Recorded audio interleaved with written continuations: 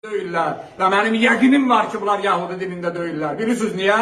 Bütün heykəlini simvolik olaraq Tehranın küçələrində yandıranda həmən gecə Netanyahu bəyanatlarının birində dedi ki, bu İranın bizi ilə açıq-aşkar müharibə elanıdır. Bütün yandırırdılar. Sən niyə narahat idin əgər sən Yahudisənsə?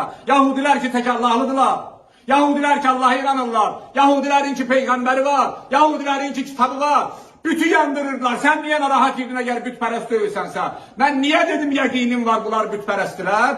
Bunların ata babaları, bunların sülaleleri, bunların əcdadları gösterip ki bunlar bütperestdirlər. Hazreti Musa 40 gün onları koydu, getdi, qayıtdı, bütperest tapdı. Deyirsən 3000 ildə bunlar bütperest olmayıblar. And ol Allah'a bunlar bütperestdirlər. And ol Allah'a bunlar Allahsızdılar. And ol Allah'a bunlar dinsizdiler. 40 güne değişen Yahudi 3000 ile değişmeyip deyirsən.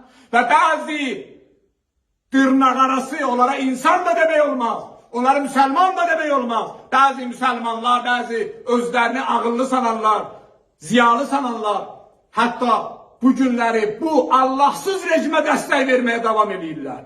Bu bütperest rejime destek vermeye devam ediyorlar. Hatta onun üstünden müdafiə edirlər. Görün hara gelip çıkmışıq ki, iki Müslüman birbiriyle dava eləyir. Müslümanın biri hak tərəfdir, biri batil tərəfdir. O batil tərəf neyin üstünde Müslüman kardeşiyle dava eləyir? Yahudini müdafiə eləməyin üstünde. Yahudini müdafiə eləməyin üstünde Müslümanlar parçalanıblar.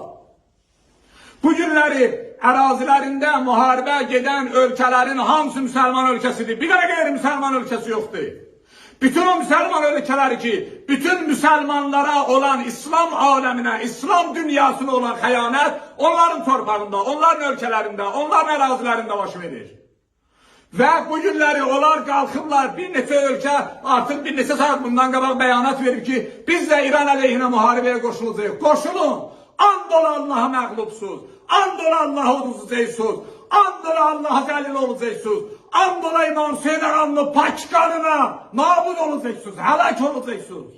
Mümkün değil ki sen Allah'la mübarizə aparasan.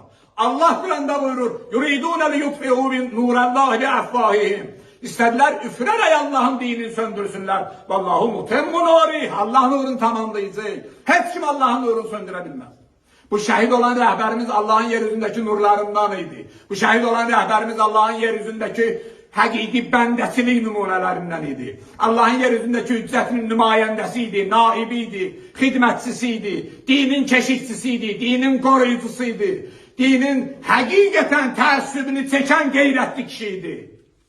Ama onu şehit edən kimdi? Dünyanın en menfur ve şəxsiyyətsiz